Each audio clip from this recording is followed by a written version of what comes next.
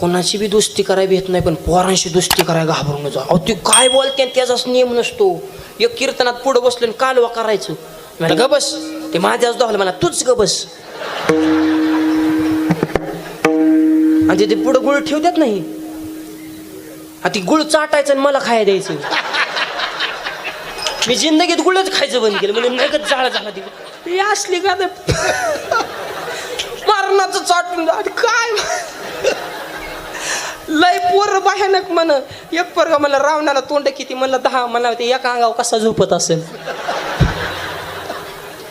लय चॅप्टर असतात म्हण पोरं सांभाळा फक्त म्हाताऱ्या माणसाने, त्यांचे बी लय फजिती करतात. म्हाताऱ्याच्या मिशी हट्टी होत, ही काय मिशी, मग मला का म्हणून नाही गिरी हट्टी होत ह्याच्यात. आता म्हातारा काय सांगेन ह्याच्यात काय. एक आजोबान पोरग फिरायला गेलं, पुढून प्रेत यात्रा चालली होती. बाबा ती काय म्हाताऱ्याला वाटलं प्रेत यात्रा म्हणतो, गप कोण काय तरी बोलन मग माणसात राडा करेल. म्हणला ही शोभा यात्रा आहे. तुमची कवा निघणार आहे.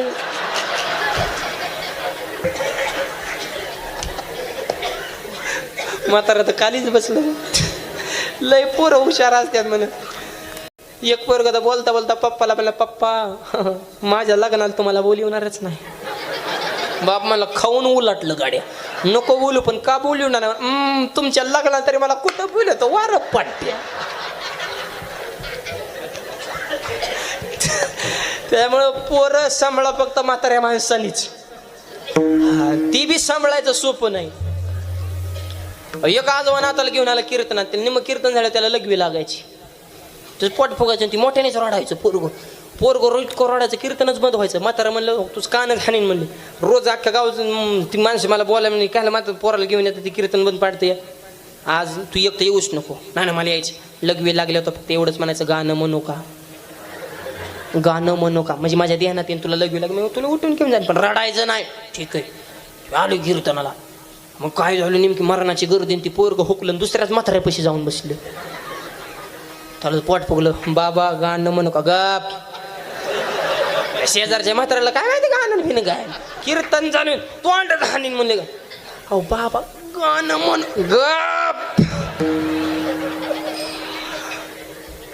वर्ग वाईटागला. अहो मला कालचं गाणं. म्हातारा वाईटागला मला, मन पण हळूच माझ्या कानात म्हण. एका गावात 7 ला कीर्तन, मी 6 लाच पोचलो. ज्यांनी तारी दिली तीच माझ्या अंगावर धावला. ए पोरा काय मध्ये मध्ये करतो, हो बाजूला महाराज येणार. यार म्हणलं मीच महाराज आहे. वजनच पडत नाही. चोपदार येता का संघ उद्यापासून. वजनदार माणूस असले तरी वजन पडत नाही, तर लय अवघड. त्याच्यामुळे माणसं मला काही विचारतात, काय आता मी असला बारीक. मला एक महाराज कीर्तन करताना धोतर का घालता. आम्ही काय बरमुड्याव कीर्तन करावं का. एक मला तुकाराम महाराजांनी नेला विमान आलं, तर मग विमान कुठं उतरलं. तुझ्या बापाच्या वावरात. गरुडाला काय जागा लागते काय उतरायला. सूक्ष्म रूपाने राहू शकत होतो. उगाड वय चालायचं. परवा भेटलं, काय नाव आहे, मला ज्ञानेश्वर माऊली. मग त्या माऊलीने भिंत चालवली.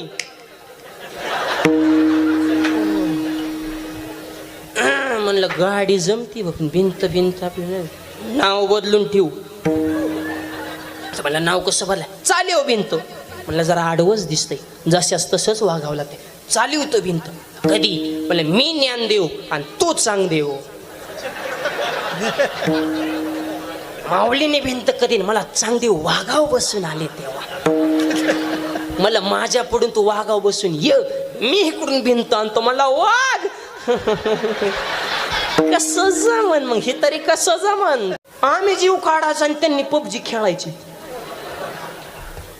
यंग झाली पोरं, त्याच्यामुळे लिमिट ठेवा मोबाईलला. आणि ज्यांची लग्न झाल्यात त्यांचं बरं आहे, ज्यांचे अजिबातच झाले त्यांचं तर लय बरं आहे.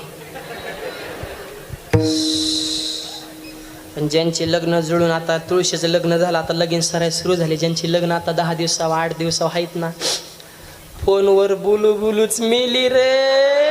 फोनवर बोलूच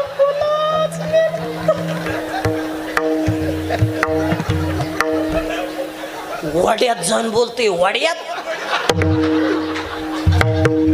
त्या फोनच्या नादात ह्याला वाड्यातलं देव सुद्धा कळाना, सटवाय कळाना, मावल्या कळाना, जुटिंग कळाना. कचाकच फोनच्या नादात देव तुडीन. परत म्हणतो देव तुडीवलं काय रे.